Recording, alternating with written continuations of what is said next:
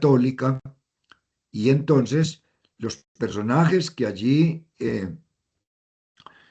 figuraban en el Partido Conservador, pues era una alianza entre empresarios, la Iglesia Católica básicamente, y claro, todos los miembros del Partido Conservador. Hay que destacar que hasta hace algunos años los partidos políticos en Colombia tenían posiciones ideológicas claras y tenían posiciones sociales también claras. Digamos, hasta los años 60, 70, aquello fue visible, fue claro y fue determinante también en la historia política colombiana.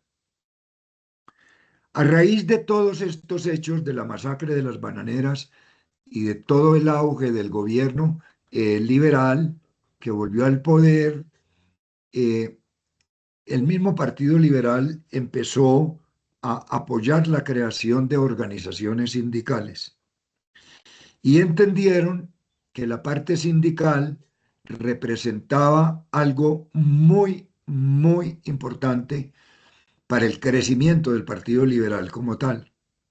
Y fue así como en el año de 1936 llegó a la presidencia de la República el presidente Alfonso López Pumarejo, con un programa del Partido Liberal que se llamaba el programa de la Revolución en Marcha, que tenía propuestas sociales audaces, tenía propuestas sociales importantes, pero se daba en medio de esa polarización radicalizada y de enemistad y de enfrentamiento con el Partido Conservador.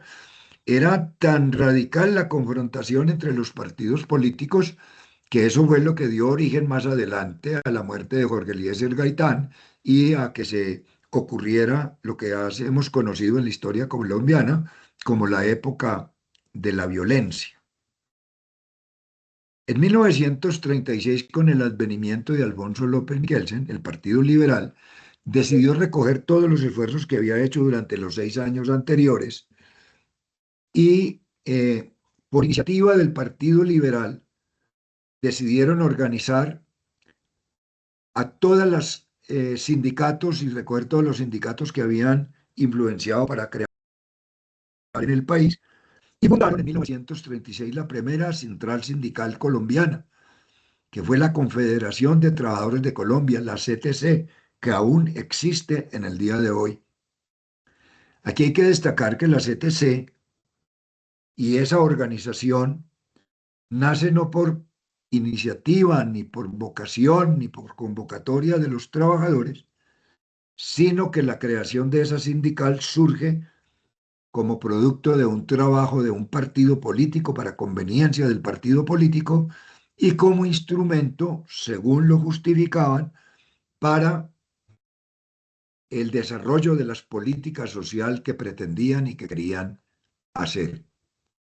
Entonces, esto es importante tenerlo presente porque, claro, con el surgimiento de la CTC y el apoyo del gobierno liberal que venía desde el Congreso de la República en toda esta década de 1930, empieza a darse una gran dinámica de organización sindical. Pero el Partido Conservador no se iba a quedar cruzado de brazos. Y entonces, en una alianza del Partido Conservador, los empresarios y la Iglesia tomaron la decisión de también ellos organizar y ayudar en las empresas a crear organizaciones sindicales por iniciativa precisamente del partido Conservador, de la Iglesia y de los empresarios para contrarrestar toda esa influencia importante que estaba ganando el Partido Liberal a través de la Confederación de Trabajadores de Colombia.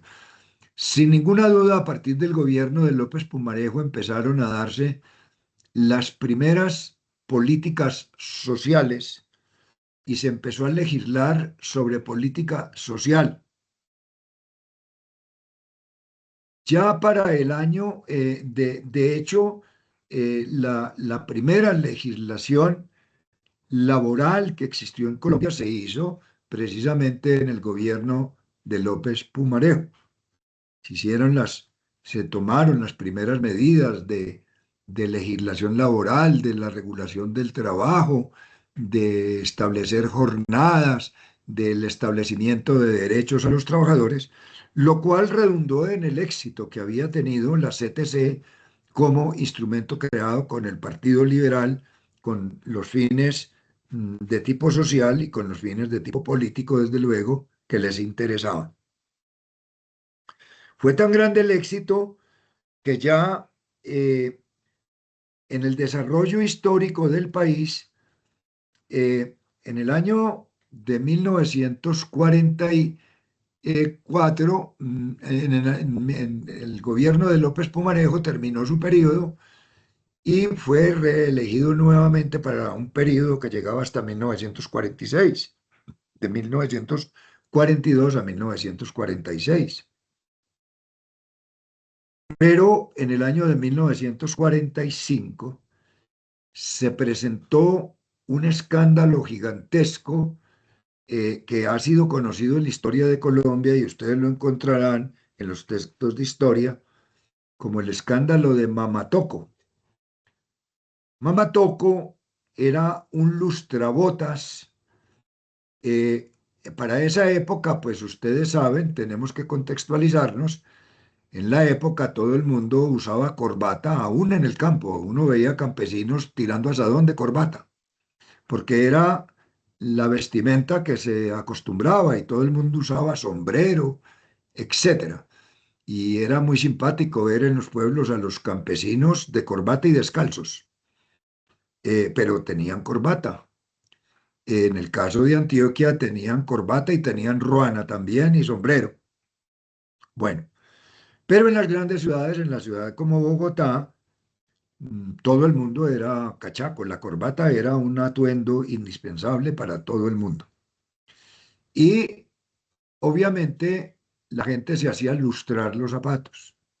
Entonces uno de los oficios grandes, grandes que empleaba a muchísima gente eran los lustrabotas. Eh, Quiero decirles que cuando nosotros conformamos a la CGT, teníamos un sindicato de lustrabotas que tenía 230 afiliados.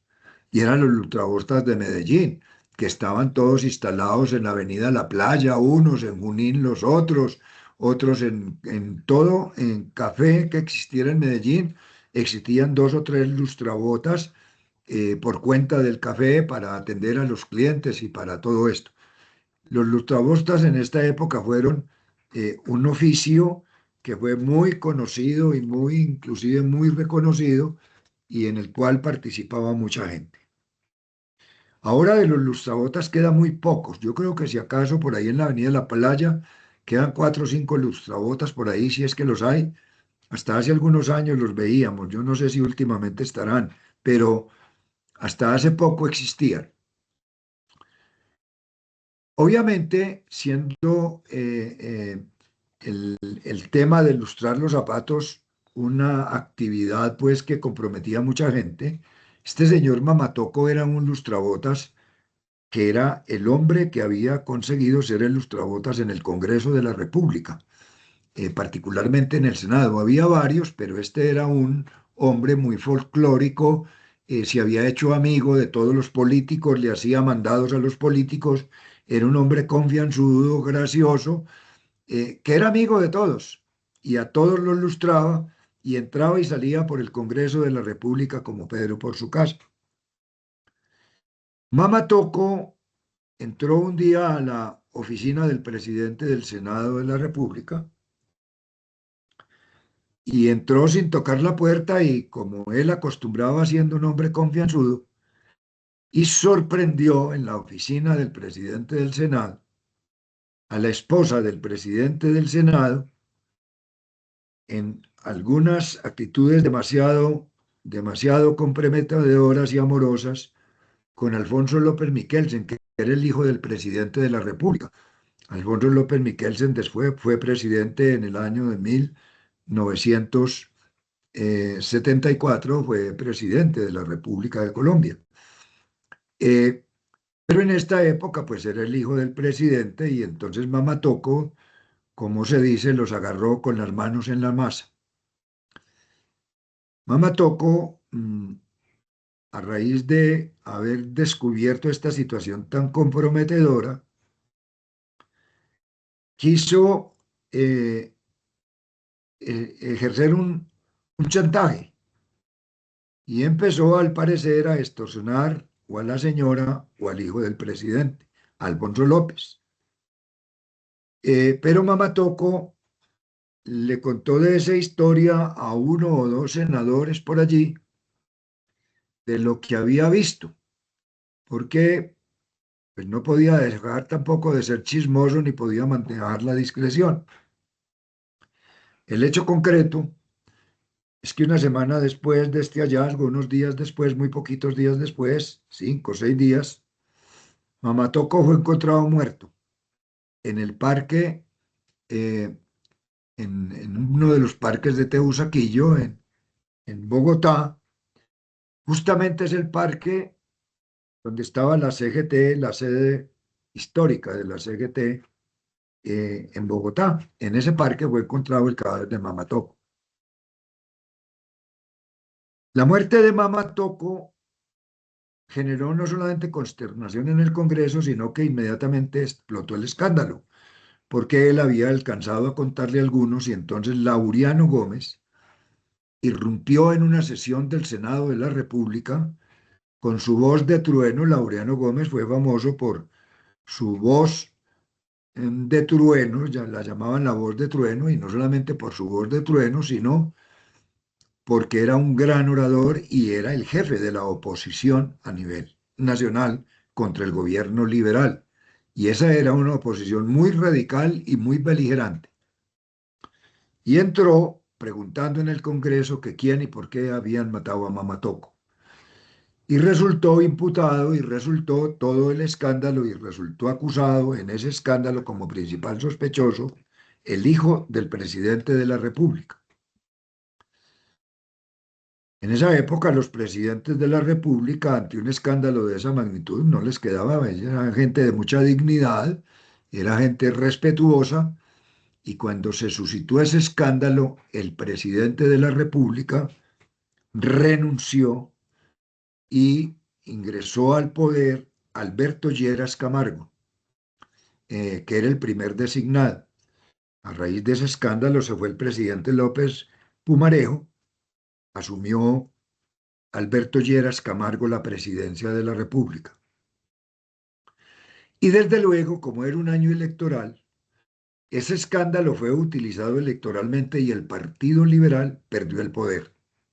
Y ganó las elecciones en 1946, en el año siguiente, las ganó Mariano Ospina Pérez y llegó el Partido Conservador al poder. Obviamente, Mariano Ospina Pérez sabía que la gran competencia y la gran ventaja que estaba haciendo el Partido Liberal y su gran fortaleza se lo debían a todo este tema del trabajo sindical y de el poder que ya había adquirido la Confederación de Trabajadores de Colombia. Entonces el Partido Conservador necesitaba crear otra central sindical que contrarrestara el poder que tenía la central CTC, y para tener también ellos ahí una fuente de poder grande. Y fue así como cuando Mariano Ospina Pérez llegó al poder en el año de 1946, se fundó la segunda central sindical en Colombia, que se llamó la UTC, la Unión de Trabajadores de Colombia. Eh, esta central, bajo la orientación, la dirección del Partido Conservador, de los empresarios y de la Iglesia Católica. Esta es otra central que surge no por iniciativa de los trabajadores, no por necesidad de los propios trabajadores, sino como producto de los intereses políticos de otro partido político, el Partido Conservador.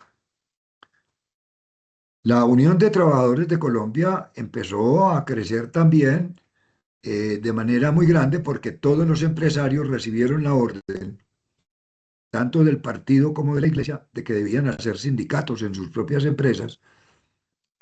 Y aquello fue tan aberrante que se creaban los sindicatos y los presidentes de los sindicatos eran los jefes de relaciones industriales. O sea, el representante de los patronos ante los trabajadores era el presidente del sindicato que debía representar a los trabajadores. Eso era una abominación. Eso tuvo otro componente en la UTC y es que la participación de la iglesia fue muy protagónica en la creación de esta central sindical. Y entonces entraron los asesores morales. Cada sindicato debía tener un asesor moral, cada federación debía tener asesor moral y desde luego la UTC tenía el asesor moral a nivel nacional. Allí no había democracia de ninguna naturaleza, esos eran instrumentos que se creaban para esto. ¿Cómo es posible que un jefe de relaciones laborales, que es el que debe dialogar y negociar con el sindicato en una empresa, es el presidente del sindicato al mismo tiempo? Eran juez y parte. Eso pues demuestra el poco respeto que se tenía por los trabajadores y que más bien eran instrumentos creados para eh, fortalecer a sus partidos políticos. En la UTC era tan grave la situación que, como había acabado de pasar la Segunda Guerra Mundial, copiaron de la Segunda Guerra Mundial la idea de la Gestapo, que era la policía política que fue tan famosa durante la Segunda Guerra Mundial como instrumento de represión y de control por parte de los nazis. Y en la UTC crearon su propia Gestapo, la llamaron Selección de Trabajadores Católicos, CETRAC, con S, la CETRAC, Selección de Trabajadores Católicos. Estos eran dirigentes militantes que tenían el encargo de vigilar que ninguno de sus organizaciones sindicales fuera a filtrarse en ideas comunistas, ideas progresistas o ideas liberales. Y cualquier trabajador que fuera sorprendido por ellos, entonces se lo reportaba y el sindicato procedía, como el presidente del sindicato en muchos casos era el propio jefe de relaciones laborales, a cualquier trabajador que expresara ideas progresistas era despedido de manera inmediata de las propias empresas. En las asambleas y en las reuniones siempre se hacía con la custodia, se hacía lo que se llamaba la exposición del Santísimo y pues con toda la alienación religiosa y los conceptos religiosos de esa época que eran rigurosísimos. En la iglesia no se podía toser, en la iglesia difícilmente se podía respirar, porque estábamos en presencia de Dios y ese fue el tipo de formación religiosa que se hizo para esa época. Entonces, inclusive si la gente tosía en la iglesia, el cura se ponía muy mal, porque consideraban que hasta toser era pues una situación de irrespeto. Y cuando el Santísimo estaba expuesto, pues había que estar en una actitud de reverencia absoluta. En los congresos y en las asambleas se exponía el Santísimo. Entonces ustedes pues llegarán a la conclusión muy fácil que ningún trabajador se atrevía a hablar porque estaba el Santísimo expuesto. Solamente hablaba el cura y el dirigente del sindicato y se hacía lo que ellos decían. Los trabajadores simplemente hacían montonera allí. Ese es el origen de las dos primeras centrales sindicales en el país. Pero esa situación fue evolucionando. Inclusive el gobierno de Mariano Ospina Pérez, también hay que decirlo, ya que el Partido Liberal había avanzado bastante en la legislación laboral, en el Código Sustantivo del Trabajo y en todas esas cosas, el gobierno de Mariano Ospina Pérez fue el que creó la seguridad social en Colombia y tuvo la idea de la seguridad social y creó el Instituto Colombiano de los Seguros Sociales, que fue la primera institución de seguridad social en Colombia. Era una forma de también mostrar alcances sociales para justificar también todo su trabajo y tener todo el apoyo. Y bueno, sin ninguna duda que la creación del Seguro Social y de todo el régimen de seguridad social ha sido positivo. ha sido bueno, eso ha sido mal manejado porque ha sido manejado por el Estado, ha tenido sus momentos muy buenos cuando fue a manos privadas y se hizo mucho más eficiente. Después han querido volverlo al Estado y ahí vemos el desastre que tenemos hoy en materia de la seguridad social eh, para los trabajadores, cuando este tipo de instituciones pierden su norte. Y dame tinto. Eh, cuando, cuando este tipo de instituciones pierden su norte y se ponen en función de otros intereses, diferente del objetivo para el que fueron creados, pues resultan siendo un absoluto fracaso. Eh, Avanzó, luego vino la dictadura de Rojas Pinilla. En la dictadura de Rojas Pinilla se quiso crear también una organización sindical siguiendo esa línea, pero no les dio absolutamente ningún resultado. Fue la CNT, se alcanzó a crear, allí participaron unas pocas organizaciones, pero como la dictadura en Colombia cayó en el año de 1957 y se conformó el Frente Nacional, rápidamente esa central desapareció también del panorama y las organizaciones fueron absorbidas tanto dentro de la UTC como dentro de la CTC. En el avance del movimiento sindical viene un hecho muy importante en el mundo latinoamericano y fue el tema de la Revolución Cubana en el año de 1959-1960. La Revolución Cubana creó un fervor y una emoción revolucionaria en todo el continente latinoamericano. Eh, Ese fervor revolucionario que creó la Revolución Cubana llevó a la radicalización y abrió las puertas al advenimiento de nuevas ideas.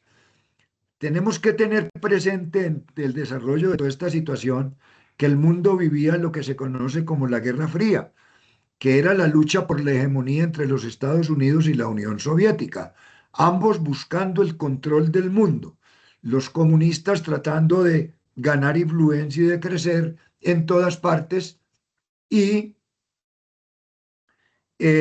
los comunistas y los americanos también tratando de ganar el máximo de toda su influencia. De todas maneras, la Revolución Cubana generó mucho fervor y mucha expectativa revolucionaria y desde luego las organizaciones sindicales empezaron a sacudirse y a entender que tenían un papel histórico que jugar en todo esto. Fue así como se dieron dos hechos de mucha importancia a nivel de las centrales sindicales que ya existían en Colombia. En primer lugar, los comunistas que estaban afiliados y habían sido admitidos dentro de la CTC empezaron a ganar mucha influencia, pero el Partido Liberal empezó una pelea interna por no dejar que el Partido Comunista se tomara la CTC, porque siempre el Partido Liberal consideró que la CTC era su obra y era su organización.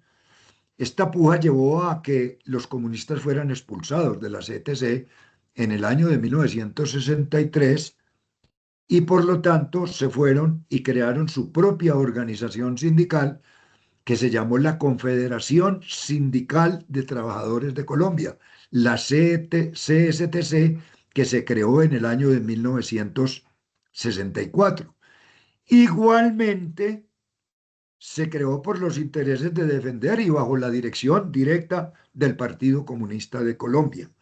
Y entonces la CTC, esa división de la CTC, eh, hizo que la UTC avanzara y que se fortaleciera mucho más, pero también al interior de la UTC empezó a darse un debate muy grande y muy agresivo porque muchos dirigentes sindicales empezaron a cuestionar de manera muy radical la presencia de los curas y la presencia de los empresarios en la organización sindical. Y fue así como un grupo de trabajadores encabezados por la Unión de Trabajadores de Antioquia, la UTRAN, que fueron a participar en el año de 1961 en el Congreso de la UTC en Barranquilla, en el Congreso de 1960 en Barranquilla,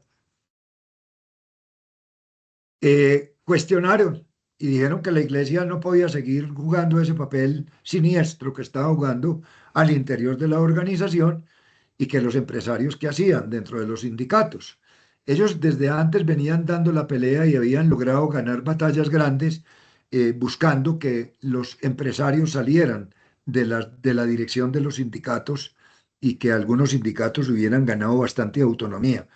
Eso se había logrado, pero eso desde luego había desatado también la furia de la Iglesia Católica y del Partido Conservador, que veían, inclusive acusaban a los dirigentes de la UTRAN de Antioquia de que eran comunistas infiltrados, y empezó pues aquella cacería de brujas.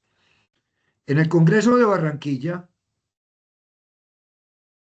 este grupo de trabajadores que había estado en Chile había descubierto una organización sindical independiente que era antisoviética, pero también era antinorteamericana, y que planteaba para el sindicalismo una posición de independencia, de autonomía, de principios, de valores, y siempre planteó de manera muy radical eh, una orientación humanista para los trabajadores, eh, defendió los principios del trabajo, de la justicia social, de la libertad, de la igualdad, de la solidaridad, del cambio social, de la unidad entre los trabajadores.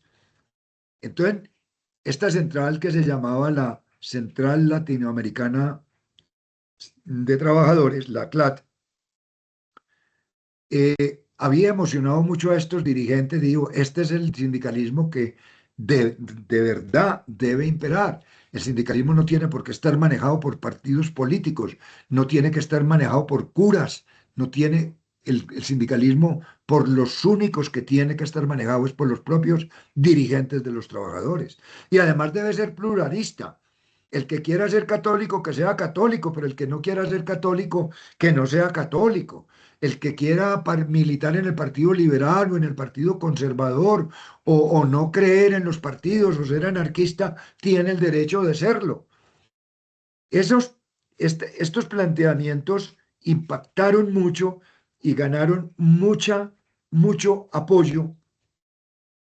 Y entonces se expresaron en ese congreso de la UTC en Barranquilla de que la UTC debía ser una central, que fue la propuesta de nuestros compañeros de la UTRAN en Antioquia, que la UTC debía ser una central independiente del Partido Conservador, fue la propuesta de ellos, independiente de los empresarios, independiente de la Iglesia Católica, y que solamente debía ser dirigida por los trabajadores. Ese debate en ese congreso fue muy ardoroso. Lo lideró por la UTRAN en Antioquia nuestro compañero Eliodoro Agudelo Rivera, quien fuera el gran pionero y el gran precursor de la creación de la CGT en Colombia. A este debate, inmediatamente cuando estaba avanzando y había ganado muchos adeptos y casi que se pensaba que se iba a ganar ese debate en el Congreso, intervino el asesor moral de la UTC en pleno Congreso, trajo la custodia, la expuso y expresó palabras textuales, y esto es bueno para que repetirlo, para que se vea la forma de manipulación y de utilización indebida de los principios religiosos en política y en donde no tienen que ser utilizados. Y el padre Vicente Andrade Valderrama expresó al Congreso con la custodia en la mano, textualmente: acabo de hablar personalmente con el Espíritu Santo, y el Espíritu Santo quiere expresarle a este Congreso por mi boca que estos individuos que están haciendo estas propuestas deben ser expulsados del seno de la UTC. Imagínense ustedes el atrevimiento de un cura a decir que habló con el Espíritu Santo. Ni siquiera que fue inspirado o que soñó o que el Espíritu Santo lo iluminó. No, que habló con el Espíritu Santo. Por Dios. Pero lo más triste es que todo el mundo lo creyó y entonces expulsaron a nuestros compañeros del Congreso de la UTC. Y fue una expulsión muy grande porque eran unas bases muy grandes. Era casi la mitad de la UTC la que estaba apoyando estos principios de autonomía, de independencia y de libertad. Con esa expulsión, pero sacaron la mayoría de todas maneras, pues porque seguramente algunos de los que estaban apoyando cuando vieron la custodia y cuando escucharon al cura y al Espíritu Santo, entonces se intimidaron. Esa expulsión dio origen a que estos compañeros regresaran de inmediato a Medellín y regresaran a sus respectivas organizaciones y se organizaron. Y el 1 de mayo de 1961, al año siguiente, crearon en Antioquia una organización con todos los expulsados y con otros que habían logrado captar, que llamó la Acción Sindical Antioqueña ASA, 1961. A partir de ASA, retomaron contacto con todas las otras organizaciones en los diferentes departamentos y se dedicaron a crear las acciones sindicales con los expulsados de la UTC. Entonces organizaron la Acción Sindical de Trabajadores en el Valle, la Acción Sindical de Trabajadores de Santander, la Acción Sindical de Trabajadores de Caldas, la Acción Sindical de Trabajadores de Risaralda, la Acción Sindical de los Trabajadores de Cundinamarca, en fin, la Acción Sindical de los Trabajadores del Atlántico. Empezaron a organizar acciones sindicales y durante los años de 1961 a 1965 prácticamente tenían en todas las capitales del departamento las acciones sindicales. Entonces dieron un paso importante y es que quisieron en 1965 organizaron una coordinadora nacional de las acciones sindicales. No se atrevieron todavía a crear una central obrera porque las condiciones eran muy adversas, pero sí crearon a la Acción Sindical Colombiana, ASICOL, que coordinaba a todas las acciones sindicales existentes en el país. Y empezaron a trabajar muy fuertemente en todos los campos de la organización y de la protesta social. Decíamos que la década de los años 60 fue una década de gran movilización social y de gran auge y gran fervor revolucionario en el mundo entero. En el mundo tuvimos la primavera de Praga, tuvimos tenemos la primavera de París también, que fueron movilizaciones revolucionarias gigantescas. Y en muchas partes, eh, en la década de los años 60 fue la década más revolucionaria del siglo XX. En la década de los años 60 surgió todo. En la década de los años 60 surgió, empecemos por una cosa muy importante, la minifalda. La minifalda que cambió la moda en el mundo hasta el día de hoy. En la década de los años 60 surgieron todos los movimientos de liberación femenina. En la década de los años 60 surgió la píldora anticonceptiva, que cambió también todos los procesos de natalidad y demás. En la década de los años 60 surgieron muchos movimientos en el mundo entero. Colombia no era la excepción. Entonces, las acciones sindicales que habían creado en la década de los años 60, surgió en Colombia, por ejemplo, ya un primer movimiento revolucionario muy radicalizado, no comunista, que fue muy importante por eso, porque no estaba bajo la égida de ningún partido político, que fue el movimiento Frente Unido del padre Camilo Torres. Camilo Torres empezó a hacer las denuncias de todas estas cosas de la iglesia. Con Camilo Torres empezaron muchos sectores del clero a renunciar a ese compromiso con la oligarquía colombiana que tenía la Iglesia Católica y a predicar la Iglesia de los pobres. Nosotros en el INES que había en la década de los 60 nació el INES en 1963 y el INES de Colombia en 1965, en 1965, a raíz de todos los trabajos que se había hecho por parte de la acción sindical con Camilo Torres, porque Camilo Torres no se alió sino con movimiento sindical y buscó a SICOL, a las acciones sindicales, y todo el trabajo de Camilo Torres del Frente Unido, ahí había estudiantes, había independientes, había gente entusiasmada por el concepto de la revolución, pero el protagonista era el movimiento sindical con Heliodoro Agudelo Rivera a la cabeza, que era el hombre precisamente que había dado esta gran pelea en la UTC.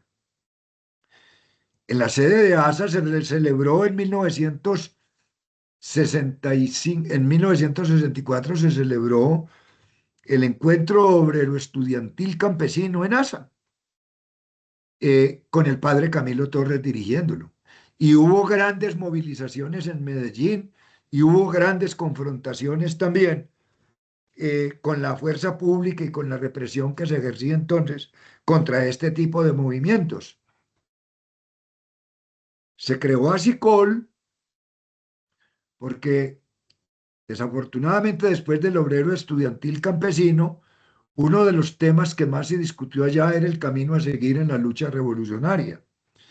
Y entonces ahí habían llegado algunos sectores y se habían infiltrado 2 o 3 miembros del ELN en ese encuentro y que habían llegado inclusive por invitación del propio Camilo, pero no se presentaron. El ELN era un movimiento que apenas estaba surgiendo, porque el ELN surgió justo en 1964. Y entonces, en este encuentro, no, el encuentro obrero estudiantil campesino corrido fue en 1965, en septiembre de 1965. El ELN se había creado en 1964. Entonces, hubo una gran discusión. También fueron miembros, inclusive fueron invitados, vinieron como invitados personas que inclusive pertenecían al Partido Comunista y a organizaciones comunistas. El encuentro dio un gran debate sobre el camino a seguir y entonces había los defensores de la lucha armada, una mayoría importante, los estudiantes, los trabajadores y muchos sectores. Algunos sectores moderados de la iglesia decían que la lucha armada no podía ser el camino, que había que hacer, primero había que crear las condiciones, que en segundo lugar era posible la creación de un movimiento popular que fuera capaz de generar un proceso revolucionario en Colombia y que llegara a tener las mayorías, y que con el liderazgo de Camilo eso se lograría. Las situaciones se polarizaron porque nuestro compañero Heliodoro presentó una propuesta diciendo que el encuentro condenaba todo tipo de imperialismo. Condenaba el imperialismo americano, pero también condenaba el imperialismo soviético y condenaba el imperialismo chino. Para nuestros compañeros progresistas, aquello fue un escándalo, porque ellos afirmaban que imperialismo no existía sino uno, que era el americano. Y en esa oportunidad se hizo la mejor descripción y el mejor análisis sobre lo que era el imperialismo, que no era solamente la parte económica, sino que el imperialismo era el sometimiento de los pueblos por parte de otros pueblos, y que la Unión Soviética tenía sometidos a todos los países del este. Y ese sometimiento militar, político y económico era imperialismo, y que China tenía pueblos sometidos política, ideológica y militarmente en Asia. Y eso era imperialismo. Y sí, los Estados Unidos tenían presencia militar y tenían un sometimiento ideológico, político y económico. Y eso era imperialismo.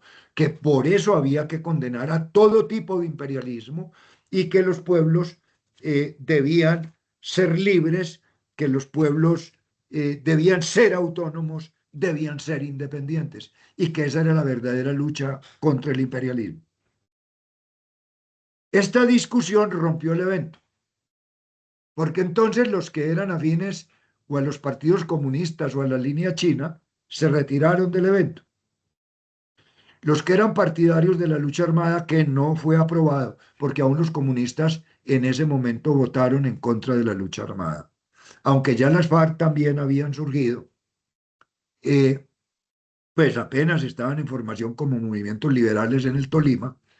De todas maneras, entendían que no se daban las condiciones eh, objetivas ni subjetivas como para pensar en procesos de lucha armada. Y fue condenado el tema de la lucha armada. Entonces, con la condena de la lucha armada, se terminó el evento. Y se terminó el evento porque, bueno, los delegados que estaban allí en ese evento del ELN y otros también se retiraron, pero lo que nunca sabíamos y que lo supimos años después, por confesión del propio Camilo, años no, días después se supo eso, es que Camilo desde febrero de ese año había asumido un compromiso con el ELN. No se le olvide que el ELN fue un movimiento dirigido por curas siempre, siempre.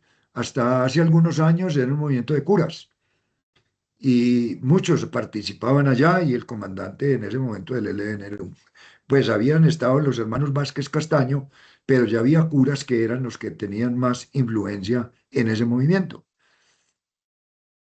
El encuentro se acabó, eso fue el 18 de septiembre, y 2 días después, Camilo, que se alojaba en la casa de Eliodoro, dijo que ya se iba y le entregó a Eliodoro una serie de archivos de documentos que nosotros conservamos en el INES. Le entregó sus memorias y le dijo a Eliodoro que él se iba para la guerrilla 8 días después. A Camilo le rogaron, le suplicaron, le imploraron que no cometiera ese error. Camilo era un hombre muy vanidoso, él creía que ya él se consideraba superior al Che Guevara y a todos esos otros dirigentes. No entendió razones, no aceptó argumentos, se despidió como amigo, se fue para la guerrilla el 28 de septiembre de 1965 y 4 meses después o 5 meses después lo estábamos enterrando o estábamos desfilando para hacer un entierro simbólico de Camilo Torres, porque esa fue una vida desperdiciada. Él estuvo entre septiembre, el 28, 30 de septiembre, estuvo octubre, noviembre, diciembre y enero, 4 meses estuvo en la guerrilla, porque el 6 de febrero del año siguiente fue asesinado en el primer combate en que participó, tan ingenuo y tan inocente que lo único que tenía era un revólver viejo, frente a un ejército con fusiles. Eso demuestra también las veleidades y las debilidades humanas que afectan a todos estos procesos y cómo cambian la historia. A raíz de estos hechos, entonces sí quedó algo importante, y es que las acciones sindicales y la acción sindical colombiana empezaron a participar de manera muy importante en todas las movilizaciones sociales que había en el país. Por ejemplo, no solamente se participó en eso, en el año de 1966 se convocó la marcha del proletariado al Parlamento para pedir un cambio en la reforma laboral. La marcha del proletariado que se hizo fue una marcha de Medellín a Bogotá a pie, en donde se convocó a la unidad de acción. Eso fue muy importante en esa marcha, porque participaron trabajadores de todas las tendencias, sin discriminación, excepto desde luego las centrales del gobierno, pero participaron organizaciones estudiantiles, participaron eh, las federaciones diferentes de Antioquia, se puso por encima la parte ideológica y se fueron, y en esa marcha que duró durante 20 días marchando en todos los pueblos donde entraban, era toda una movilización y se sumaban más personas. Cuando terminó la marcha del proletariado se llenó la Plaza de Bolívar, pero se llenó es que se llenó. Y entonces en el Parlamento invitaron a los dirigentes de la marcha, esa marcha la presidió Eliodoro Agudelo, cuando los invitaron a seguir al Parlamento ellos dijeron no. El Parlamento tiene que venir a sesionar con nosotros aquí en la Plaza de Bolívar. Y el Parlamento salieron y sesionaron con ellos en la Plaza de Bolívar y estuvieron en la manifestación para atender los reclamos y las reivindicaciones que exigían. Después, esa marcha del proletariado inspiró que en el movimiento de los maestros al año siguiente se hiciera una marcha desde Santa Marta a Bogotá para pedir reivindicaciones por los maestros, que nosotros apoyamos, obviamente, y que se llamó la Marcha del Hambre. Fue una imitación de la Marcha del Proletariado, también fue una gran movilización. Y se dieron huelgas por todas partes porque fue un periodo de mucho fervor y de mucho auge y de mucha emoción revolucionaria. En Antioquia se realizó una huelga que se llamó la huelga en Mosaicos Tintán, que empezó en 1967. La huelga de Mosaicos Titán tiene el récord Guinness como la huelga más larga en la historia de la humanidad hasta el día de hoy, que duró 5 años y 7 meses, duró esa huelga. Y esos trabajadores armaron su carpa. Mosaicos Titán era una empresa de tubos que existía y de productos de cemento que existía en el centro de la ciudad. En esa época la huelga no era regulada, la huelga podía ser indefinida y fue tan polarizada la huelga que esos trabajadores nunca fueron abandonados. Es una de las movilizaciones que hay que destacar como un hecho de solidaridad ejemplar y excepcional por parte de la clase trabajadora antioqueña. Imagínense que en la carpa de Mosaicos Titán, que era en Carabobo, entonces inauguramos lo que llamábamos los viernes culturales y todas las organizaciones sindicales los viernes desde las 2 de la tarde hasta las 12 de la noche nos íbamos para la carpa de Mosaicos Titán a hacer relaciones públicas con los trabajadores. En todos los sindicatos en esa época existía el Fondo de Solidaridad y en las cuotas sindicales había una partecita de las cuotas que se dedicaba al Fondo de Solidaridad Sindical. Y con las cuotas y con lo que se recogía, allá, desde luego, se vendía licor, se hacía en esos viernes culturales baile, todo eso para recoger fondos y con esos fondos todos los sábados. Esto es importante recalcarlo. Desde 1967 hasta 1972, todos los sábados se le pagaba el salario completo a los trabajadores de Mosaico Titán. Ellos muchos fueron desertando, al final quedaron 28, 21 o 22 trabajadores que aguantaron hasta el final, pero no dejaron de recibir su salario por la vía de la solidaridad, porque creamos un comité, ahí se depositaban los dineros y lo primero era pagarle el salario a esos trabajadores durante todo ese tiempo. Fue Belisario Betancur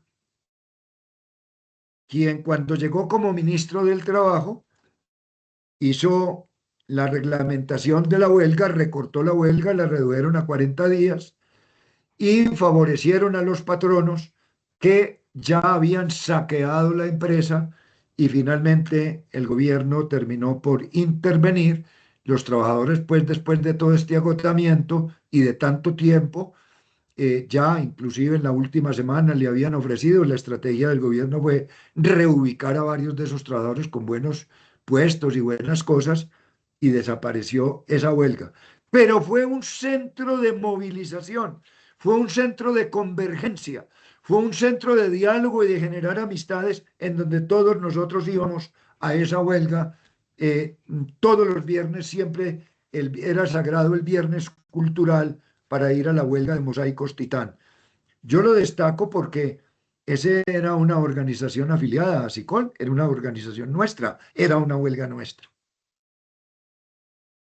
En la década de los años 60 también se dio como acto represivo otro hecho que enlutó al sindicalismo antioqueño que se llamó la masacre de Santa Bárbara.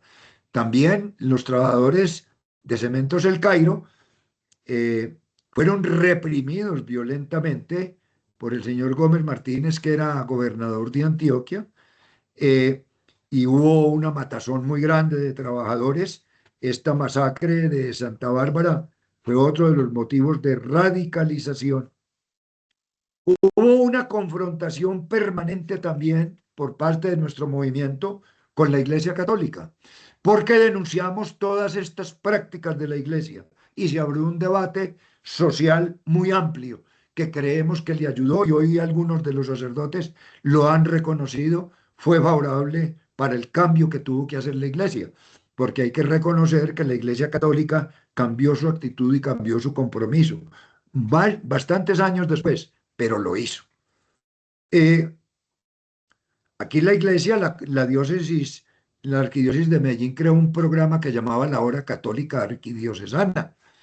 En esa hora católica arquidiocesana era una hora de antisindical, dirigida y predicada por un padre que era muy buen orador y que tenía voz bonita, que se llamaba el padre Fernando Gómez Mejía, que era el párroco de la iglesia de Buenos Aires.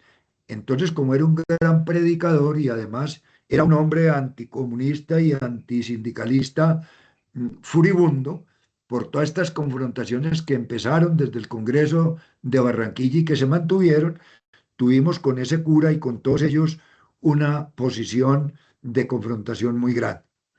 Ya hablé de que también en esta década creamos al INES y el INES desde 1963 hasta el día de hoy sigue participando y trabajando en la formación de la clase trabajadora colombiana de mano de la CGT. Aquí es muy importante decir lo siguiente. El INE nació muchos años antes que la CGT, pero fue la organización que hizo todos los procesos de formación y ayudó económicamente a todos los procesos de organización que hicieron posible la creación de la CGT. Entonces, también en esta década hubo grandes enfrentamientos con los gobiernos de Lleras Camargo, de Guillermo León Valencia, de Carlos Lleras Restrepo y demás. Parte de lo que Carlos Lleras Restrepo quiso hacer fue aplacar al movimiento sindical y fue el hombre que se le ocurrió nombrar a un dirigente sindical como ministro de Estado. Nombró al compañero Antonio Díaz como ministro de Comunicaciones, Carlos Lleras Restrepo. Nosotros cuestionamos mucho ese nombramiento. Bueno, Antonio Díaz era un hombre del Partido Conservador, desde luego, era un hombre de confianza, era parte del Frente Nacional, y siempre dijimos, hombre, pues si lo hubiera nombrado ministro del Trabajo, porque Antonio Díaz era en lo humano una excelente persona, era un buen compañero, desde luego muy apegado a sus tradiciones religiosas y a sus compromisos con el Partido Conservador y con la Iglesia, pero en lo humano era un excelente y un extraordinario compañero. Siempre decíamos, pues si el compañero Antonio Díaz hubiera sido nombrado ministro del Trabajo todavía, pero meterlo al Ministerio de Comunicaciones, que era el ministerio más técnico de la época, que es lo que es hoy el MINTIC, pues poco podía ser, pero por lo menos fue un gesto que hizo el gobierno de Lleras Restrepo de aproximación y de acercamiento con la clase trabajadora, porque Lleras era liberal, y él quiso siempre tener un acercamiento. En este contexto, apreciadas compañeras y compañeros, de movilización y de una presencia combativa muy grande, entonces en el año de 1968 tomamos la decisión en ACICOL de que ya era hora de crear la central obrera nuestra. Y me encomendaron a mí en el mes de 1960, en octubre de 1968, que debía dedicarme a organizar y a crear las condiciones para la creación de de la CGT. Se pensaba si la podíamos crear en 1970, pero eran épocas muy agitadas. Nos habíamos hecho el propósito de crear una central que fuera representativa y que tuviera un buen número de organizaciones.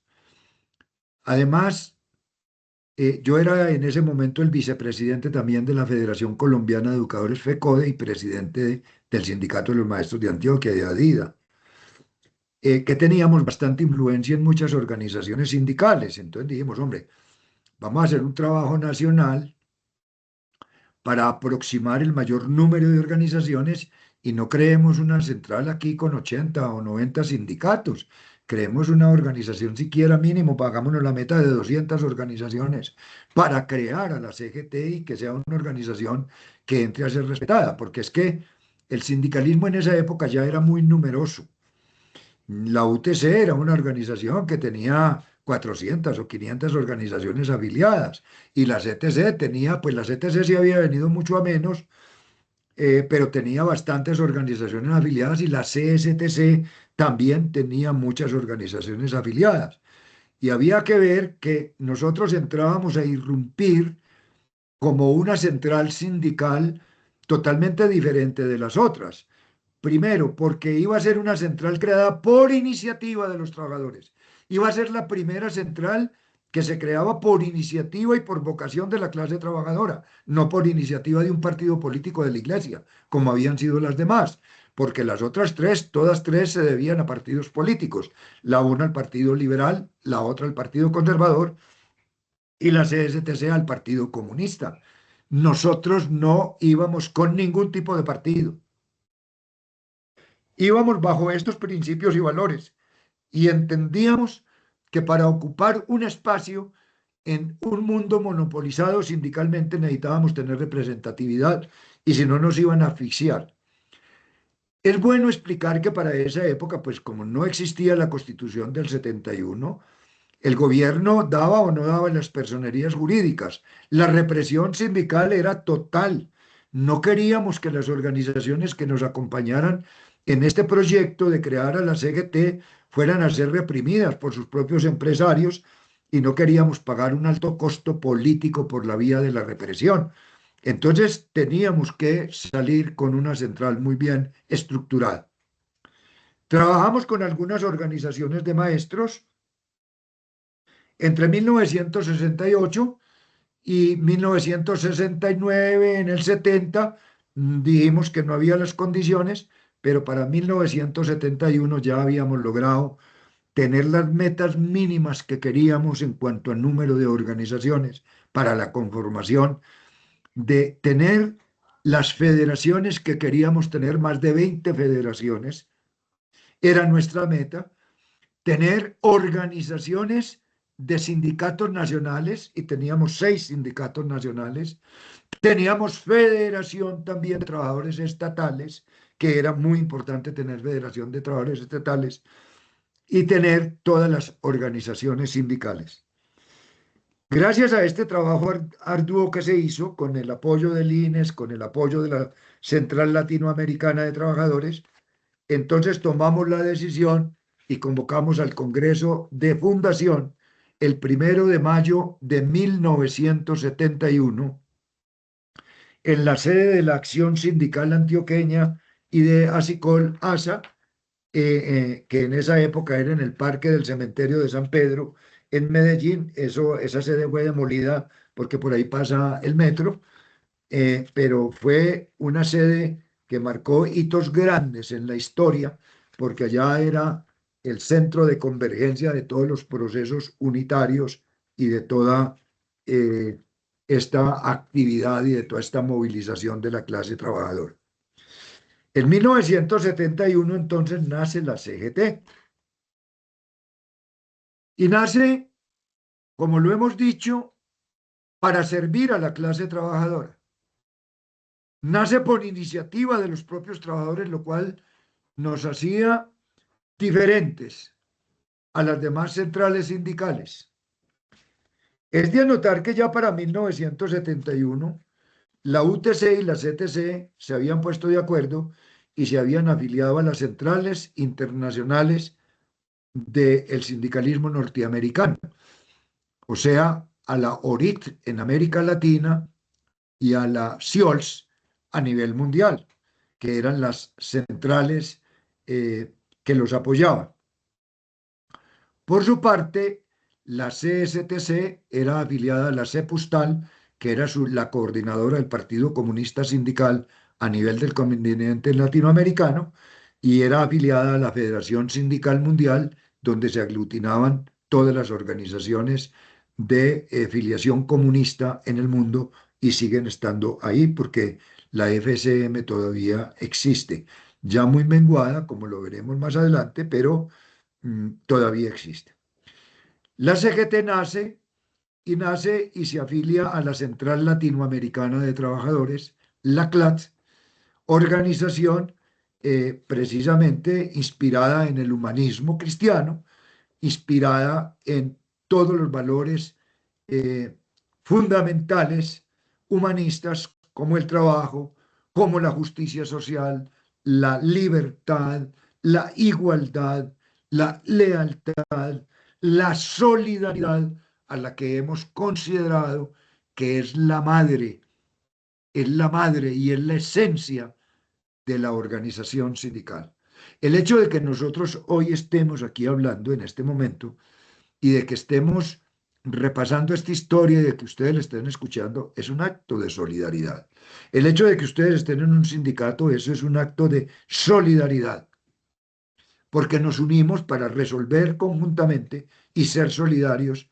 No es mi problema, no es tu problema, sino que es nuestro problema, es nuestra situación, es nuestra obligación, no tu obligación ni mi obligación, es nuestra obligación. La solidaridad es la esencia, es la vida fundamental. También, desde luego, la autonomía frente a los partidos políticos como un principio fundamental. La democracia como fuente inspiradora, y en eso tenemos que ser claros. Siempre nosotros hemos considerado que las soluciones de extremo no son soluciones, son empeoramientos.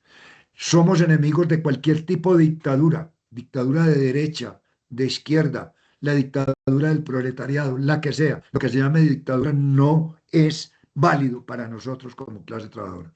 Creemos en la democracia, pero no en la democracia formal, en la democracia plena, en la democracia participativa, en la democracia en lo económico, no solamente la democracia como ir a votar o como elegir y ser elegido, no, también la democracia económica, porque es que la democracia tiene muchas aristas y debe ser la democracia integral. Creemos que además la independencia y el pluralismo son fundamentales. El pluralismo es el respeto que nos debemos nosotros como trabajadores. Nosotros nos aglutinamos en una organización sindical por nuestra condición de trabajadores, no porque pensemos igual, sino por nuestra condición de trabajadores. En los partidos políticos se aglutinan los que tienen ideas iguales, pero en el movimiento sindical, por eso nosotros predicamos el pluralismo religioso. Cada uno cree o no cree. El que quiera ser ateo es ateo, el que es agnóstico, el que es religioso. Y dentro de las religiones cristianas hay como 200 variedades, cada uno escoja la que más le guste. Eh, en fin, la parte religiosa es parte espiritual de las personas que hay que respetarla. Y hay que respetar las ideologías de las personas también. Por eso la parte pluralista es fundamental. Lo mismo sobre los temas de las preferencias sexuales. Cada uno es libre de manejar su vida privada como a bien lo tenga y como estime que lo debe manejar. Y esas cosas no deben influir ni para bien ni para mal en nuestras organizaciones. Nosotros también hemos planteado y planteamos cuando fundamos la CGT un sindicalismo latinoamericanista y tercermundista, porque es parte de la solidaridad internacional y porque consideramos que los problemas no son solamente de Colombia, sino que son de todo el tercer mundo y que la solidaridad es lo único que puede llegar a la solución de los problemas sociales en el mundo. Y consideramos también como un principio fundamental para nosotros que somos un movimiento social, un movimiento sindical de diálogo social. Consideramos que los problemas solamente se pueden resolver negociando y dialogando. Por eso condenamos en el encuentro obrero estudiantil de 1965 el, el concepto y el sistema de la lucha armada, y desde esa época hasta hoy lo seguimos condenando. Condenamos la violencia en todas sus formas, porque los problemas hay forma de resolverlos, hay formas diferentes de resolverlos. Entonces, por eso, el diálogo social, el diálogo con los empresarios, el diálogo con los gobiernos, el diálogo con los compañeros de los otros movimientos sindicales, el diálogo con todos los que piensan diferentes, es la única manera de buscar encuentros y de buscar caminos. Y el diálogo es ante todo un homenaje a la democracia, porque eh, si no dialogamos, no resolvemos los problemas, y es la forma como nosotros podríamos hacerlo. Por esa razón, estimados compañeras y compañeros, entonces, la CGT mm, tuvo su advenimiento en el año de 1971. Es bueno destacar que los años 70 y los años 80 fueron años también muy combativos. La CGT, desde que inició, se volvió protagonista de todo el proceso sindical colombiano. El gobierno nos reprimió por haber creado, el gobierno de Misael Pastrana nos reprimió por haber creado a la CGT, porque como habíamos andado con Camilo Torres, entonces lo consideraron dizque un hecho subversivo la creación de la CGT. Fuimos encarcelados, algunos de los dirigentes, sin ningún juicio previo. A mí me tuvieron 7 meses en una cárcel y nunca me dijeron por qué, ni nunca me fue un juez, ni nunca me dejaron entrar un abogado, me metieron en un batallón militar, que porque yo era un subversivo, que porque la creación de la CGT era un acto subversivo, según el gobierno de Misael Pastrana Borrero. Y no es que la creación del gobierno de la CGT hubiera sido un acto subversivo, no. La rabia del gobierno de Misael Pastrana Borrero con la CGT, y por eso no se encarceló, pero el pretexto fue la creación, es que en el año de 1971 y 72 se inició el proceso de la liquidación de los ferrocarriles nacionales. Los ferrocarriles nacionales eran la vida de este país, pero era una vía incómoda para los empresarios del transporte. Y se reunieron los empresarios del transporte y sobornaron al presidente Misael Pastrana Borrero, y la historia ya hoy muestra y desclasificó los documentos. Y los mismos empresarios que lo hicieron lo confesaron. Sobornaron al presidente y al ministro de Comunicaciones, al ministro del Transporte, para que cerraran a los ferrocarriles nacionales, porque eh, eso le permitía a los empresarios del transporte iniciar el negocio monstruoso que tienen en el día de hoy. En esa época no existía ese tipo de movilizaciones de transporte. Entre otras cosas, no existían las vías, ni existen hoy vías suficientes para el transporte que necesita el país. Entonces conocimos por la vía de la cooperación alemana. Eh, en esa época a nosotros había una fundación alemana que se llamaba la Fundación Konrad Adenauer del Instituto de Solidaridad Internacional, que nos daba un apoyo económico para los eventos de formación en el INES. Y el colaborador alemán nos entregó un documento en el cual el gobierno alemán le proponía al gobierno colombiano que no liquidara los ferrocarriles nacionales, que se los entregara a Alemania, que tenía el mejor sistema de trenes del mundo en 1971. El mejor sistema de trenes del mundo era el alemán, y el más moderno.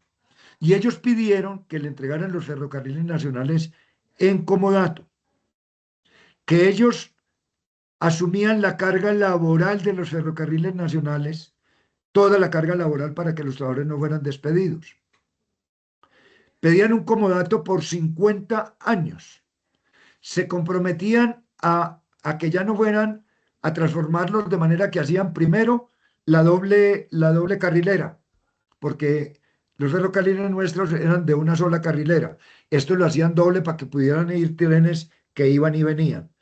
En segundo lugar, se comprometían a llevar los ferrocarriles a las grandes ciudades del país, a hacer una red nacional. Y en tercer lugar, se comprometían a que fueran eléctricos, que no fueran trenes de carbón a vapor como los que existían en esa época. Y le pagaban un porcentaje de las utilidades que la empresa de ferrocarriles alemanes obtuviera al gobierno nacional. Bueno, esa propuesta nos la entregaron y a nosotros nos pareció que qué más pedíamos y que teníamos que salvar a los trabajadores de los ferrocarriles nacionales porque muchos trabajadores se iban a quedar sin empleo. El gobierno prestó oídos sordos, entonces nosotros nos enteramos que había existido o que había corrupción y la denunciamos. Y denunciamos y publicamos los documentos, que todavía los tenemos en nuestro poder como documentos históricos altamente valiosos para demostrar que la corrupción en el país ha existido siempre y que ese gobierno de Misael Pastrana fue especialmente corrupto en sus fuerzas militares y fue especialmente corrupto a nivel de ellos, de los Pastranas. Esa fue la rabia que tenían con nosotros, esa denuncia. Pero no podían provocarnos ni enjuiciarnos por la denuncia que hacíamos desde la CGT recién nacida, sino que más bien interpretaron que era una central subversiva y entonces nos encarcelaron por eso, nos reprimieron. Después vino, en el 1974, el gobierno de López Miquelsen, que entró como el gobierno revolucionario del MRL. Nombró algunos ministros y tuvieron al principio, generaron muchas expectativas en materia social, pero no nos seguían negando a darnos la personería jurídica. Tuvimos que hacer una gran movilización en el año de 1975 porque ya ni a la CSTC le habían dado personería jurídica, ni a nosotros, y a ellos les convenía, como eran todavía parte del Frente Nacional, les convenía mantener la hegemonía con la UTC y con la CTC a quienes controlaban a su antojo. Es más, a la UTC le dieron el Banco de los Trabajadores, por Dios, que además después se lo robaron y que fue el principio de la muerte de la UTC con todo ese poder económico que les dio el gobierno. Sin embargo, hicimos una movilización con el apoyo y con la solidaridad internacional y empezamos a generar desde la OIT y a nivel de todas las organizaciones de la CLAD en el continente y las de CMT en el mundo empezaron a enviar comunicados al Ministerio del Trabajo y María Elena de Crobo, que se las daba de muy revolucionaria, se sintió muy presionada y no tuvo más remedio que hacer el reconocimiento jurídico en el mes de julio, el 4 de julio de 1975, fuimos reconocidos y nos fue entregada la personería jurídica de la CGT. A partir de allí, la CGT jugó un papel, como les he dicho, muy protagónico en todas las actividades del sindicalismo colombiano. Participamos, organizamos y lideramos el paro cívico de 1977.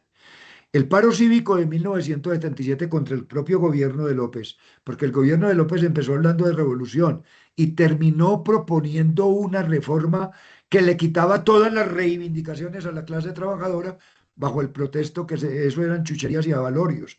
Y fue un gobierno muy contradictorio y fue un gobierno muy impopular en realidad. Y entonces hicimos la gran protesta. El paro cívico de 1971 es considerado en la historia como la mayor movilización social en la historia del país, que fue un paro que empezó el 14 de septiembre, pero que duró casi una semana, en donde murió muchísima gente y en donde fue la clase trabajadora la que estuvo al frente liderando todo ese proceso hasta que logramos establecer toda una negociación con el gobierno que se negaba y se resistía, y fue a la fuerza que el gobierno de López tuvo que entrar a negociar con nosotros. Parte de lo que nosotros logramos en esa reivindicación fue la creación de la Comisión Nacional de los Derechos Humanos. La historia me dio el honor a mí de presidir esa conferencia. Después se apoderó Vázquez Carrizosa y los compañeros del Partido Comunista empezaron a nombrar dizque personas independientes ahí y resultaron sacándonos a nosotros y se volvió un instrumento de publicidad del Partido Comunista. Pero fuimos nosotros los que, y además la Comisión pues de Defensa de los Derechos Humanos, hay que reconocer toda su labor y toda la defensa que también ha hecho a la clase trabajadora. El sindicalismo avanzó hasta la década de los años 90. En la década de los años 90 suceden varias cosas trascendentales. La primera, se da la Constitución de 1991, que cambia totalmente la legislación en Colombia y da las garantías que hoy tenemos. La Constitución del 91, para quienes sufrimos la represión de las décadas anteriores, es una Constitución que da garantías, que consagra derechos y que hace respetar a los ciudadanos. Nosotros tenemos lo que tenemos gracias a la Constitución del 91, por la cual luchamos muchos de nosotros también.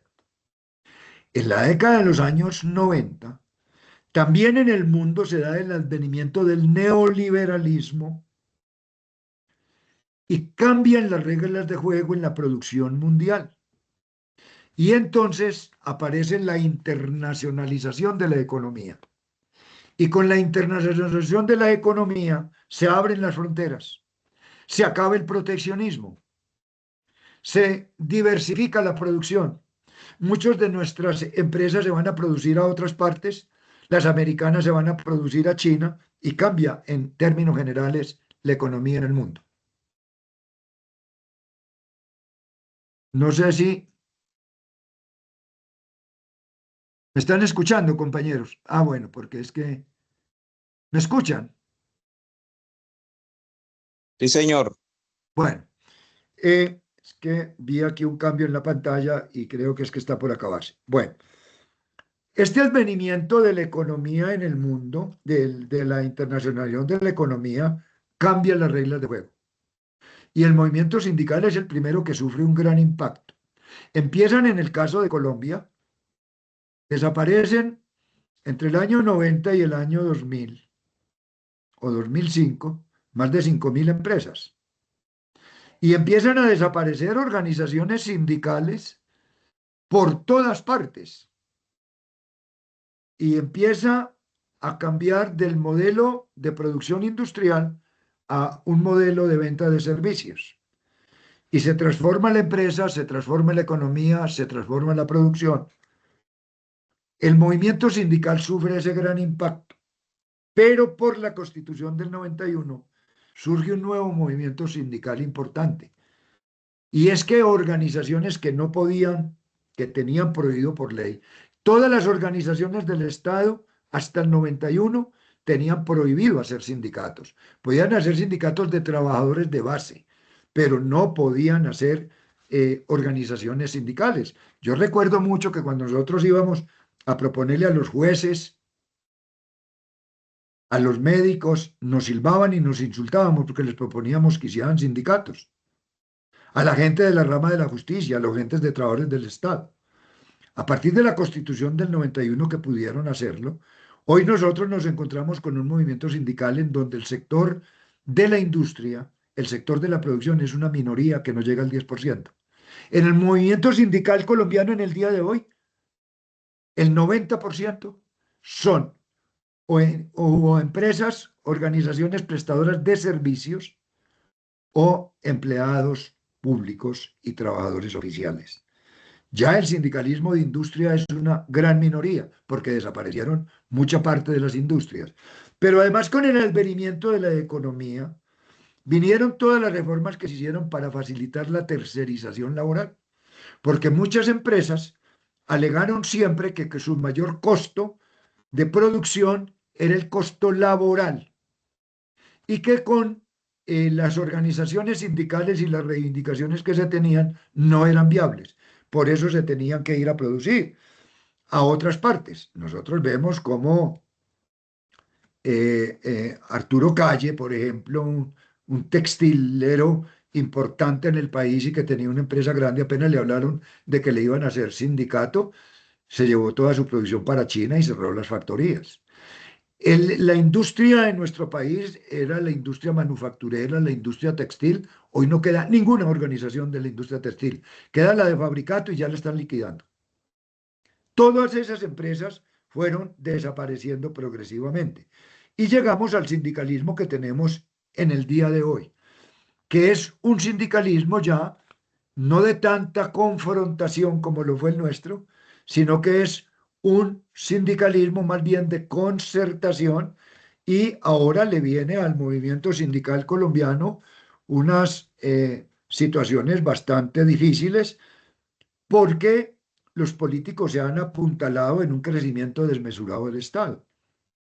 Entonces ahora todos los candidatos presidenciales están anunciando un recorte del Estado, porque el Estado colombiano no es viable. ¿Y quiénes van a pagar los platos rotos del recorte del Estado? Pues los trabajadores y las organizaciones de los trabajadores. Y ahí tenemos un desafío a la vista y al muy corto plazo, creo yo, porque eh, todos los analistas coinciden en decir que el Estado, con el tamaño que tiene hoy, no es viable. Hay quienes dicen que van a recortar el 40, otros dicen que no tanto como el 40 y otros, pero de todas maneras todos hablan de esto. Esa es la realidad a la que hemos llegado nosotros. La CGT en todo esto ha jugado un papel protagónico muy grande. Quiero finalizar eh, cómo este esfuerzo que hicimos durante tantos años de la CGT, a partir de la violación de sus principios, la CGT se rompe. La CGT, en la CGT había unos sectores que cuando entró el actual gobierno, pues eran partidarios de apoyarlo, eh, y esos dirigentes pudieron haberlo apoyado, es que nadie se los impedía, pero como personas. Pero involucraron a la CGT y para poder apoyar al gobierno tuvieron que dividirla y expulsar a un grupo importante de organizaciones para ellos simplemente ser el comité de aplausos que ha hecho el señor Percio Yola hasta ahora, un papel tan pobre, tan mediocre, tan vergonzoso, tan ridículo frente al gobierno actual como una comisión de aplausos sin siquiera sacarle una sola reivindicación ni un solo beneficio a los trabajadores. ¿Por qué? Porque violaron el principio de la independencia, de la autonomía frente a ellos y por ir a buscar intereses personales. Afortunadamente hemos logrado con un trabajo muy grande recuperar a la gran mayoría, el 80% de lo que de la CGT está hoy en la CGT que preside nuestro compañero Jorge Iván Díaz y esperamos recuperar a algunas otras organizaciones. Algunas otras organizaciones habían llegado a la CGT de manera oportunista, buscando apoyos, buscando lobby, buscando beneficios, pero sin hacer aporte. Pues también esa división ha servido para que se purgue un poquito la CGT y algunos oportunistas y algunos mercaderes del sindicalismo se hayan ido, que en buena hora se fueron. Esta charla, compañeros, normalmente nosotros sobre la historia del sindicalismo nos gastamos 6 horas mínimo a veces. Cuando hablamos del sindicalismo mundial hacemos una jornada de 2 días. Este es un resumen apretado que he tratado de hacerles en estas 2 horas para que ustedes tengan un paneo de toda esta historia del movimiento sindical. Eh, Espero que en otra oportunidad podamos seguirlo hablando, pero es más o menos lo que les he querido hacer todo este recorrido eh, para que ustedes miren cómo se ha venido desarrollando toda la lucha de la clase trabajadora. Es una lucha que no termina. Hoy simplemente tiene nuevas formas, tiene nuevos desafíos, pero es una lucha que hay que seguirla dando y creo que la solidaridad es la que debe mantener unidas a las organizaciones y que las organizaciones de los trabajadores sean mayoritarias, porque es que parte de la tragedia que hemos tenido en el sindicalismo es que hasta para defender a los trabajadores hay que pelear con ellos. Muchos trabajadores se han dejado influenciar de esa postura antisindical, no se afilian a las organizaciones, pero sí están atentos a ver qué beneficios se pueden conseguir por su intermedio. Eso es falta de solidaridad y yo creo que en la medida en que logremos avanzar en el camino de la solidaridad, avanzamos en el camino del fortalecimiento de nuestras organizaciones. Yo quiero terminar ahí la charla porque quiero ser disciplinado con el tiempo. Si hay alguna pregunta, alguna objeción, alguna aclaración, estamos atentos a escucharla y a dar las explicaciones pertinentes. Abramos un espacio de unos 5 o 10 minuticos por si algunos compañeros quieren hacer algún tipo de intervención o tienen algún tipo de pregunta o de aclaración que hacer. Les agradezco mucho su atención y con esto termino mi intervención. Quedo atento a las preguntas y a las sugerencias que puedan tener ustedes. Muchas gracias, doctor compañero Víctor Baena. Realmente, desde nuestra organización, pues queremos expresarle nuestro más profundo agradecimiento por este espacio que usted ha dedicado el día de hoy. Es importante lo que usted acaba de transmitirnos, recordar pues las luchas que nos precedieron a lo largo del tiempo, pues es fundamental para entender todos estos desafíos que enfrentamos el día de hoy, todo este tema de las reformas laborales, la defensa de nuestros derechos. Gracias por recordarnos verdaderamente la historia, y por ahí veía en el chat que realmente le hacían un reconocimiento por todo ese recorrido y sobre todo esa vivencia suya a lo largo de la historia en conquistas como tal laborales. Yo tengo una pregunta, ya voy al chat y a darle el uso de la palabra a quien la pide. Aquí tengo el doctor Pablo César, que le voy a dar el uso de la palabra una vez culmine una pregunta. Doctor Víctor, conoce usted obviamente el decreto 0234 que regula la negociación colectiva.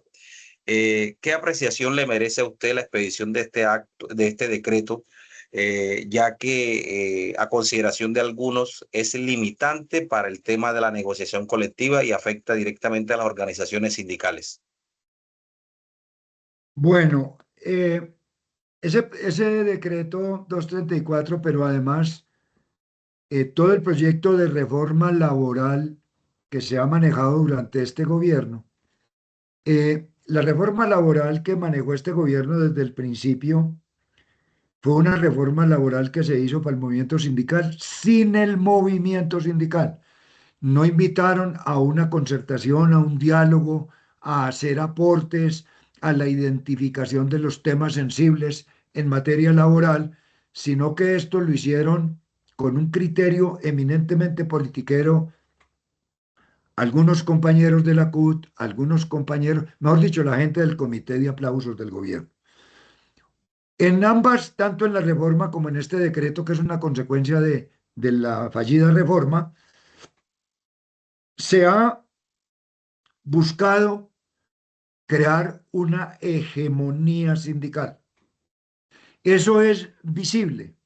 Por eso se ha tratado de regular y de reglamentar la participación de las organizaciones sindicales y el sometimiento de algunas de ellas a lo que deciden las que se consideran absolutamente mayoritarias, inclusive dejarle a las mayoritarias toda la vocería, toda la capacidad. Eso primero viola la Constitución, porque es que aquí debemos hacer una aclaración importante. El 2351 antes de la Constitución prohibía el pluralismo sindical en Colombia. En una empresa solamente podía haber un sindicato. Eh, y el que quería se afiliaba al sindicato y el que no podía, pero el paralelismo sindical era prohibido en las empresas. A partir de la Constitución del 91 y en respeto a la autonomía y a la libertad sindical, se permitió y permitió la Corte y permitió la Constitución la multiplicidad de organizaciones sindicales.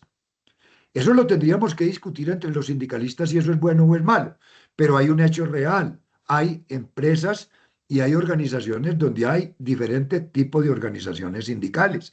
Y entonces, esa es una realidad que está garantizada por la ley.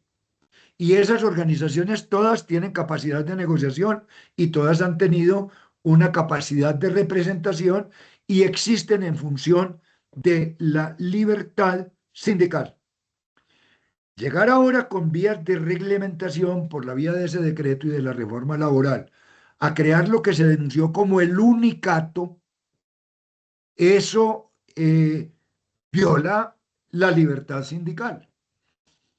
Una de las cosas que nosotros podríamos haber discutido, si las reformas laborales y las reformas laborales se hubieran hecho a nivel de todos los trabajadores, era discutir si eso es bueno o es malo para los trabajadores. Porque es que también en la multiplicidad de organizaciones sindicales se han metido eh, corrupciones muy graves. Mire, en el IMPEC existen más de 86 organizaciones sindicales hoy, en el IMPEC. ¿Y para qué existen? Se reúnen 30 tipos, forman un sindicato. Es la feria de los fueros sindicales. Y entonces, como la ley prevé el fuero para el que está, y después de que se retira por 6 meses, cada 6 meses cambian las directivas para un grupo de 30 personas que eran los directivos, mantener de manera permanente fuero sindical y hacer lo que les da la gana en la empresa y delinquir como delinquen los tipos del IMPEC. Está claro que todo el problema de las cárceles y todo el problema de la corrupción en las cárceles pasa por las manos de los guardianes del IMPEC y por eso hicieron 87 organizaciones sindicales, para ser intocables por la vía de los fueros sindicales. Esos son corrupciones y desviaciones que se han dado en nombre de la libertad sindical. Pero en empresas donde existen dos, tres, cuatro organizaciones, por voluntad de los trabajadores y porque consideran, bueno, que tienen el derecho de hacer sus organizaciones, hay que respetar los derechos de negociación y de contratación colectiva y representación. Y esas reglamentaciones apuntan a crear monopolios. Ya hoy en Ecopetrol está creado el problema, porque el abuso, que se considera la mayoritaria, se apropia el derecho de vocería y excluye a todos los demás. Pero eso mismo empieza a pasar en el sector público, en muchas organizaciones. Y ha habido muchos conflictos.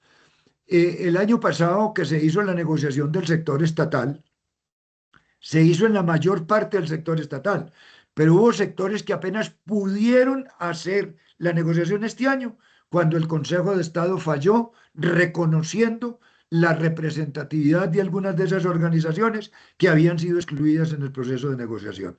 Entonces, todo esto se hace es en función de crear una hegemonía de quienes hoy tienen las mayorías en el sector público. En el sector público hoy hay unas tendencias ideológicas y de sindicales que tienen mayorías en el sector público, quieren volverlas hegemónicas por esa vía, aplastar a los demás, pero eso no está en función solamente de los trabajadores, sino está en función de utilizar esas organizaciones para los planes de continuidad de las políticas de este gobierno en adelante. Eso es lo que le puedo decir sobre eso.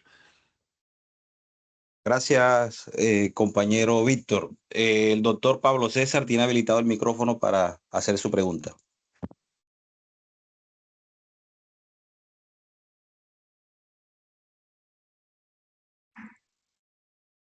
Muy buenas tardes, compañeros. Doctor Víctor, a usted agradecerle por esta importantísima charla que hemos iniciado el día de hoy. Esperamos que no sea esta la única escuela, sino que haya muchas más. Doctor, escuchaba yo que usted en una parte de su intervención o esta charla nos indicaba que era muy importante el diálogo, ¿no? Que el diálogo debía estar por encima de cualquier otra situación antes de llegar pues a las vías de hecho. La pregunta mía, doctor, es la siguiente. ¿En qué momento se considera o usted considera pertinente llegar a unas vías de hecho cuando la administración o cuando la parte directiva de una entidad, a pesar de haber sido, digámoslo así, invitada, ha sido convocada constantemente a reuniones, a solicitudes, y pues lastimosamente no se ha hecho oídas de las solicitudes que se han planteado por parte de los colaboradores de una entidad?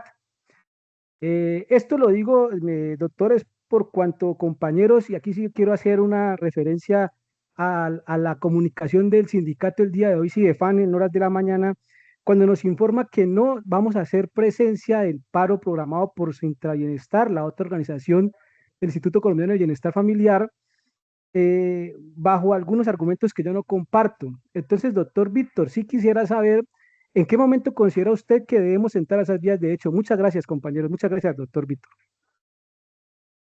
Compañero y compañeros, vea, el movimiento sindical históricamente siempre ha tenido que recurrir a las vías de hecho para que lo respeten y para ser escuchado y para que atiendan. Nosotros, por principio, somos organizaciones de diálogo y creemos que es lo primero que hay que agotarlo. Pero en el diálogo, como en el amor y como en muchas cosas, se necesitan dos. Y si nosotros estamos dispuestos al diálogo, pero quienes deben dialogar con nosotros no están dispuestos, entonces ahí hay que entrar a las vías de hecho.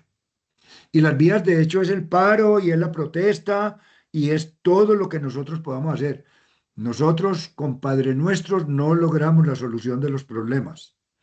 Nosotros, si quienes tienen que dialogar con nosotros se niegan y son renuentes a ellos, debemos recurrir a las vías de hecho. Y las vías de hecho es el paro y es hacer la protesta y es hacer la interrupción de la jornada de trabajo y todas esas cosas que se pueden hacer no violentas, pero que de todas maneras demuestran la inconformidad y llegar al paro si es necesario, porque el derecho de huelga es un derecho legalmente consagrado en la Constitución, es un derecho reconocido a nivel internacional por la Organización Internacional del Trabajo y por todas las entidades.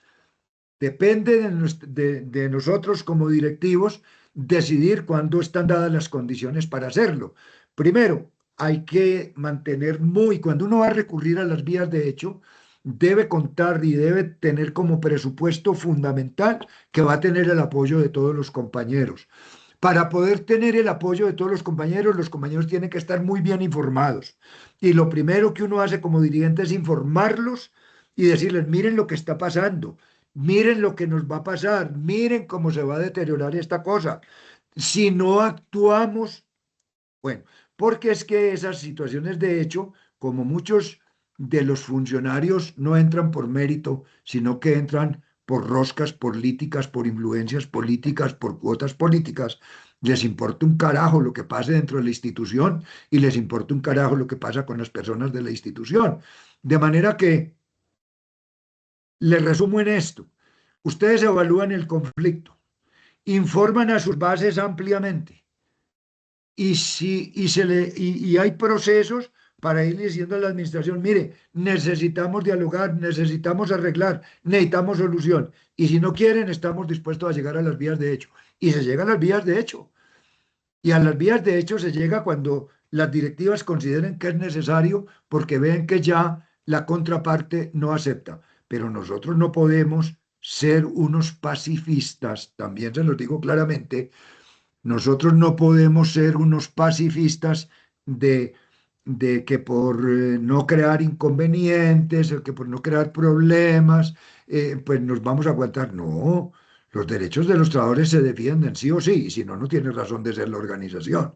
Si nosotros no estamos decididos a utilizar las vías de hecho en un momento dado, que las circunstancias no nos dejen otra alternativa, entonces no tiene razón de ser la organización, porque entonces simplemente estamos admitiendo que los directivos hagan con nosotros lo que les da la gana, y eso no puede ser. Es que nosotros somos contraparte, somos los voceros de la parte laboral.